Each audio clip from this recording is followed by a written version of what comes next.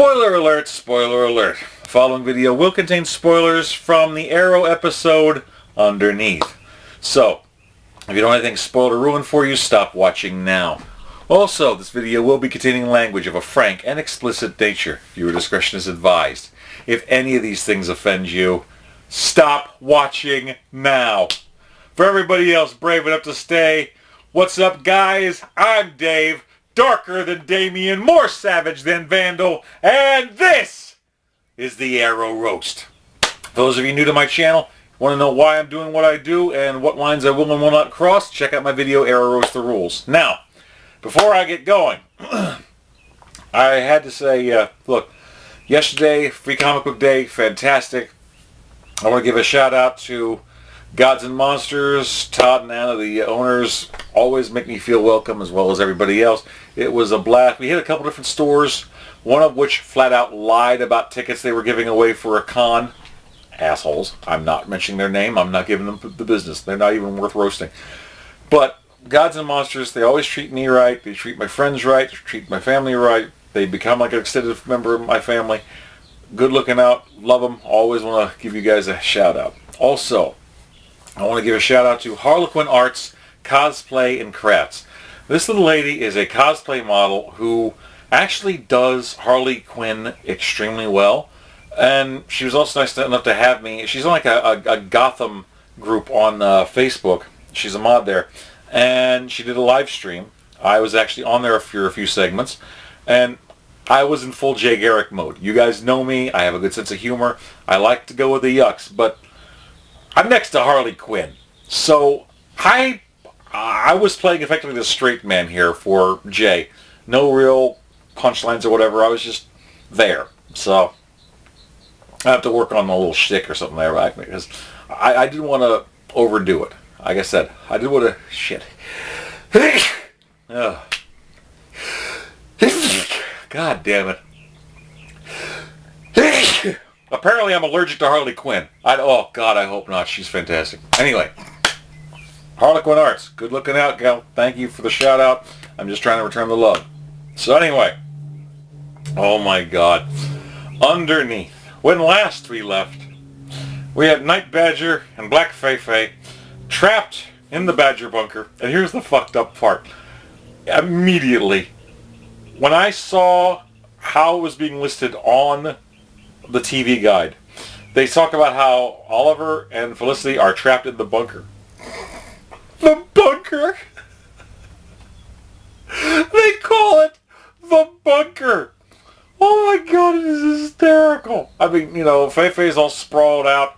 She talks about how it's an EMP because she can't feel her legs because it shorted out the implant that got her walking again.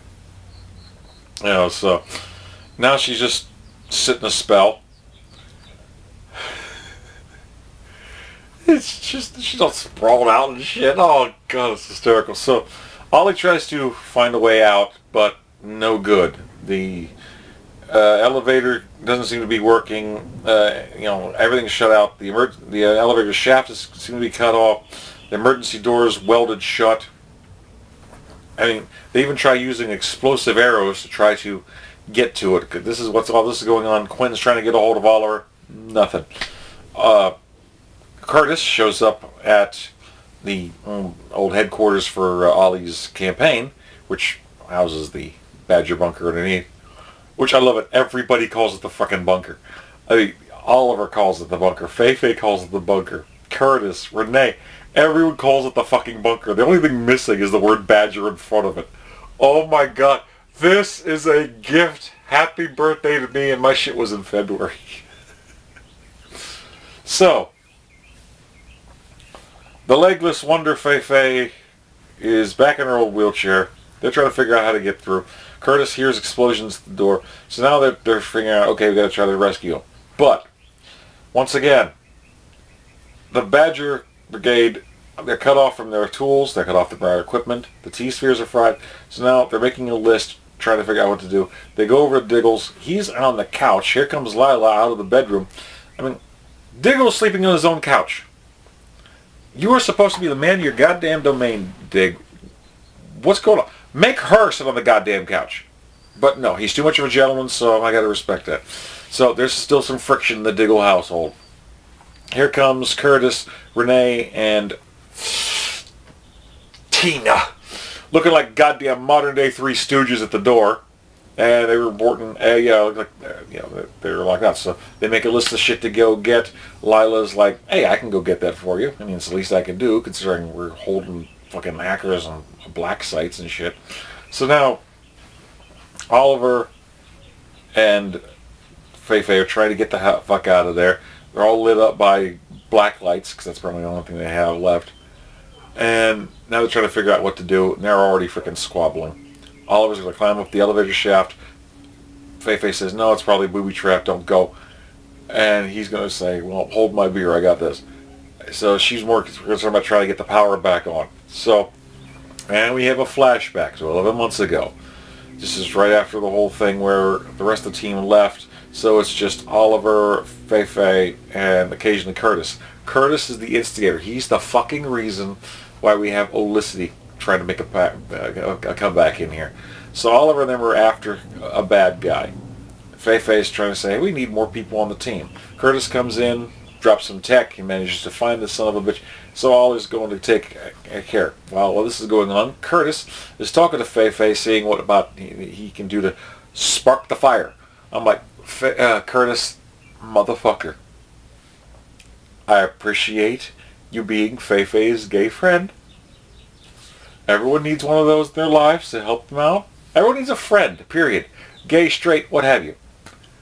But you need to stop making like Lacey Chabert in Mean Girls and trying to make FeFe happen.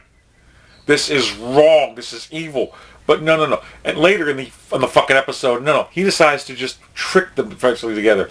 He has Oliver pick up their Chinese food. And Oliver's like, pick up your own goddamn food next time. And he's like, oh, I got date night with Paul. Oh, don't worry. You guys go ahead and have the Chinese food that Oliver's nice enough to pick up. Oh, by the way, there's some wine in the garage. Tee-hee. Like, really, dude?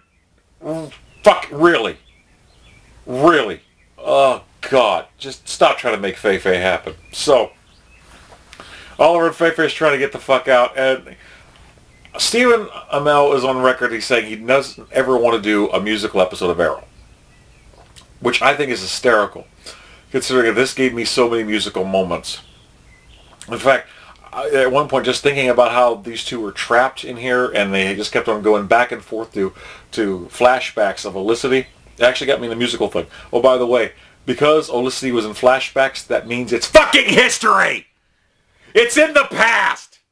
It's fucking gone! Deal, bitch. So, anyway, I was inspired to have a little musical moment. So I was thinking about, have a little ska, a little like No Doubt. So I even posted lyrics up on this on Twitter. I'll get to that in a second. So I start going like off the No Doubt song underneath. I'm like, Ollie and FeFe, underneath it all, she drives me cray cray, underneath it all. I'll have no pity underneath it all. Fuck Olicity underneath it all. That sound you guys are hearing right now, are my fans hearing that little line going, yes, Dave! Oh, by the way, I told you that story to tell you this one. You know how I occasionally get that Olicity hated motherfuckers on my page, right? There's this dipshit who started stalking me on Twitter. He saw the lyrics I posted, the whole underneath thing, and he started writing me like the shittiest Olicity rhyme parody stuff to the same fucking song that I've ever seen. I mean, it's just horrible. There is no rhyme here, and the typos, oh my God. It would give a college professor spasms looking at this shit. You want to know his name? At Roast Dave. You dense motherfucker. I could give a microfuck as to Olicity stalkers trying to bug the shit out of me. Not even something I worry about. It really isn't. This motherfucker made an entire other identity. I think I know who he is.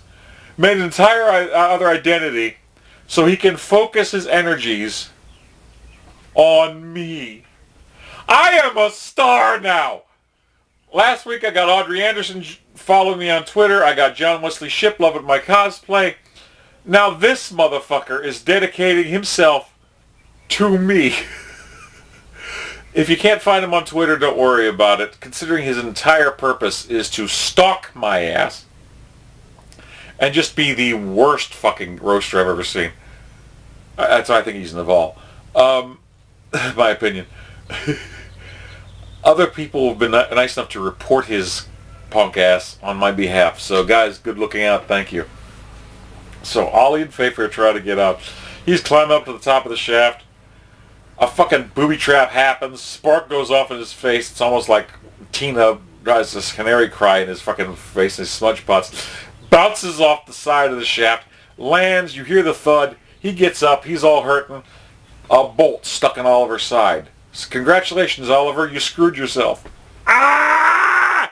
Anyway, so FeFe's trying to put him in stitches. You know. Oh, FeFe, FeFe, put us in stitches. There ain't no one like you in this place. Little Alf cartoon there, I'm sorry. But it gave us so many bad moments. So they're figuring, okay, let's go and try to do FeFe's plan now to try to generate some electricity. So they're in the garage. They get one of Oliver's old bikes. They're trying to use it to rev up and jumpstart the generator. So this is going. It looks like it's going well.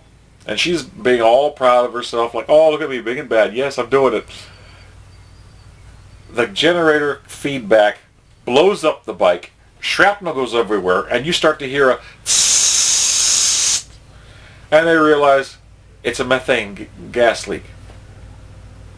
FeFe just turned the Badger bunker into a fucking bomb. Oh, by the way, when she was joking with Oliver earlier in the episode about what the fuck is the blast door made of, they took 11 explosive arrows. And Oliver's going off, it's a proprietary blend that's used for like nukes. And she perks up with the word of nuke. So apparently, we're finding out the psychological profile of FeFe. Barry Allen likes to stick his dick in timelines. I mean, at this point, all Iris needs to do to have any attention is just wear a clock like Flavor Flav. Yeah, boy! You know, Oliver will fuck anything with female chromosomes. I mean, you know, Tally is one of the few people always going, not today, Satan. FeFe apparently bombs get her wet. Oh, speaking of wet. Sorry about this segue. We go into the flashback. Oliver, with his shirt off, of course, is training on the salmon ladder and trying to get FeFe to do it. He's talking about how to do a chin-up. So apparently, he's telling her how to work the pole. She can't quite do it, even with a little help. At one point, she says, "Oh my God, I'm chinning and upping," and she's moving her feet all adorable and shit. And at one point, she needs help. So Oliver's helping her down. She got her hair out. She got that come hither, fuck me look on her face. She's sliding down on his body like a goddamn stripper pole. And she admits that she drinks a bit. She ends up kissing a little bit. He pulls away. She kisses more. He starts kissing back. He starts taking her fucking clothes off. I mean, clearly she put out signals. And at this point, the CW Arrow page on Twitter said, "Don't spoil the moment." And it had a gif of her sliding down the Stephen Amell stripper pole. And I'm like, really? You have to actually announce it and tell your fucking people not to do it. That's like Marvel telling everyone, hey, please, you guys are freaking out about Secret Empire. Give the story a chance. Let it play through and then comment. No, bitch. I'm calling your shit out on this. I mean, FeFe is putting out the signals. They're doing it. You know, Curtis apparently has worked his magic. Motherfucker. So now they're getting ready to do the fucking nasty. I mean, the only thing FeFe wasn't doing was practically taking her panties off, doing a puppet show with her vagina going, "Get in my belly!" I'm not even kidding. So they figure, okay, they find. First they try to tape up the goddamn methane thing. That's not working. The epoxy they used to patch up their suits is another room that they can't use that shit. Curtis and Renee are trying to use the acetylene torch to cut through the shaft to get through it. We find out that Mr. Terrific calls his T-spheres Kodo and Podo, as in the Beastmaster. He admits that helped him with his sexuality. Tina admits that helped her with hers too. Okay, and even at one point says that Renee and Curtis will make the cutest couple one day. So at that point, I'm like, I'd love to see these two like Ren and Stimpy. Not when they're on Nickelodeon, but you know, like when they got kicked off on Nickelodeon, so they were on like late night MTV, so they were able to do some really racy shit, including like homosexual stuff. I could just see that too. I could just see like, you know, Renee being like Ren and Curtis being Stimpy. He's like, Curtis, you idiot! Did you try putting your T-sphere in my asshole? No, Renee. I know the rules. You're the pitcher, I'm the catcher. I mean, it's kind of scary, but Curtis manages to save Renee from getting a face full of ignited methane. So they really can't use that, so they're going to go ahead and use acid now. Tina's trying to have a heart-to-heart with Diggle. It's awkward. I mean, and I like Juliana Harkavy. She's a good actress, and this would be a good character if it wasn't for the fact of who the fuck she's supposed to be. You stop putting me in an awkward position. You get her the fuck out of here. So anyway, they calculate how to make enough of an exploding arrow to bust open a steam vent in the bunker in a fucking room full of gas. Just enough to blow the door. So they try to climb down. She's hanging on, you know, his neck like a frickin' Chris Benoit necktie. They go down and they find out, oh, it's a dead end. Wonk, wonk. More flashbacks, post-coitus, whatever. They talk about the shit that's between them, about how William would never really be a part, because that's what FeFe broke up for, you fucking homewrecker. They can't get out. They're stuck. And they figure they only have about 20 minutes left of air.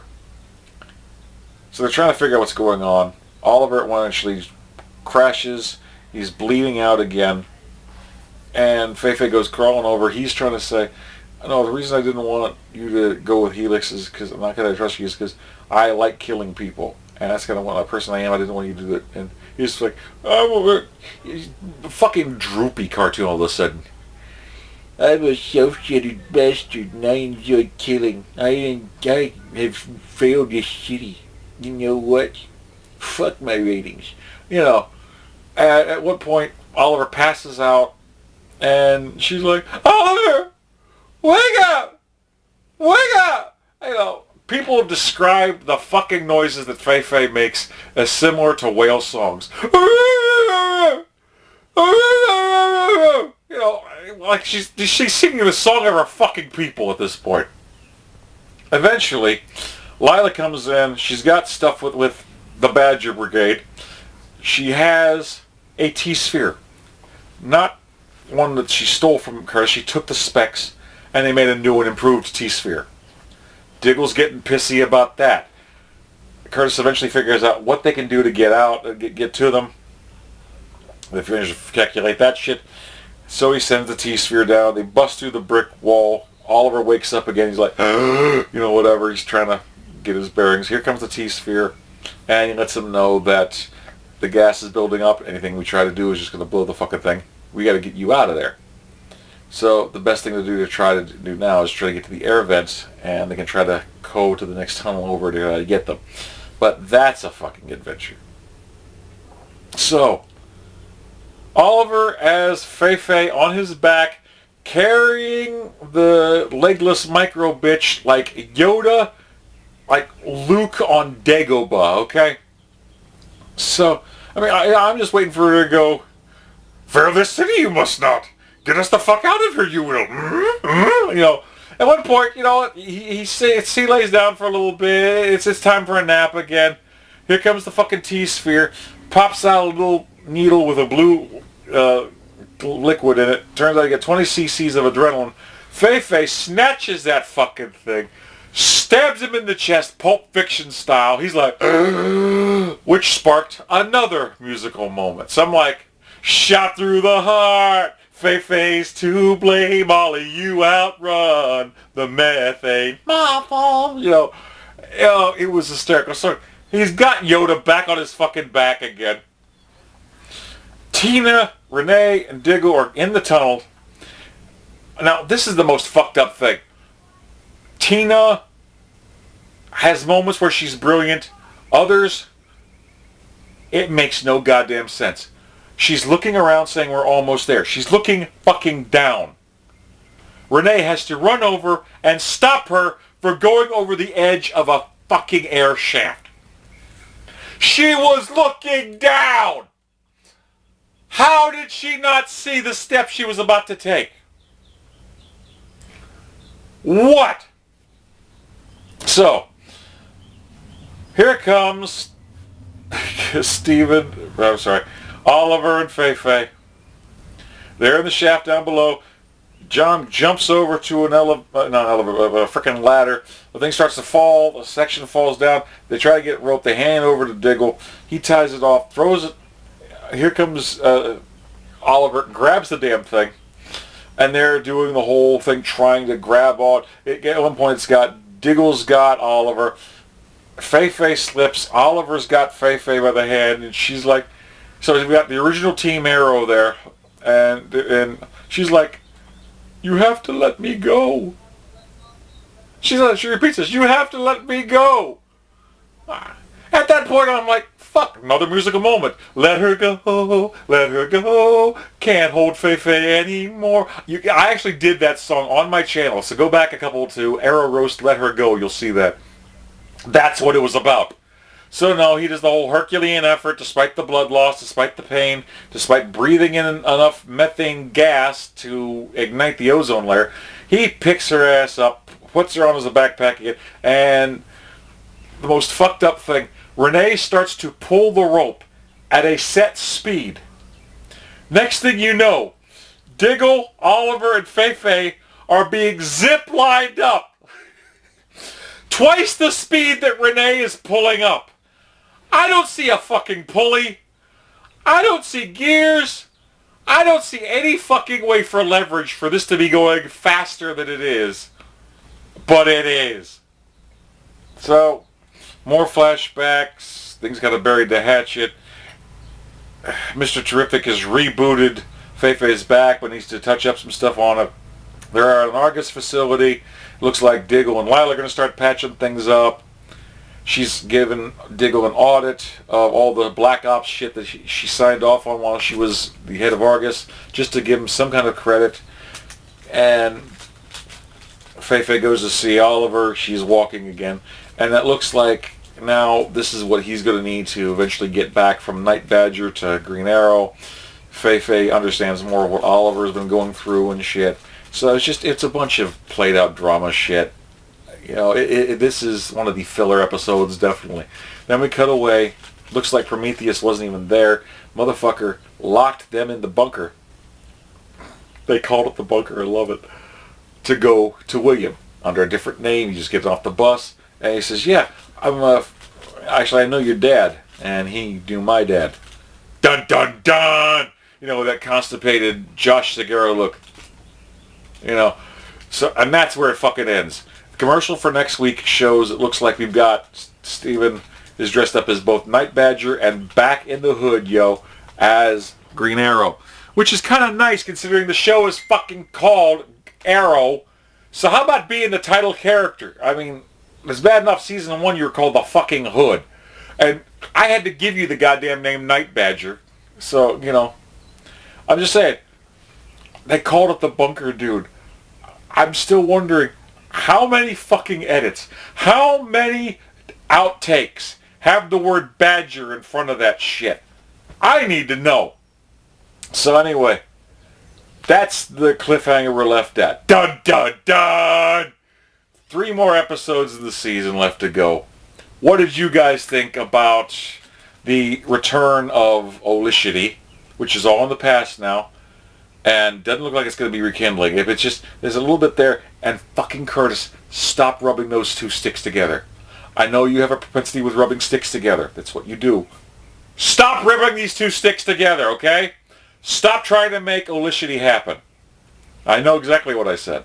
So, what did you guys think? Please like, comment, subscribe, share, pass this bad boy around. Once again, big ups to Gods and Monsters and Harlequin Arts, Cosplay, and Crafts. So guys, once again, thank every one of you. I love doing this for you. I love making you guys laugh. And I'm looking forward to next time. So until that happens, peace.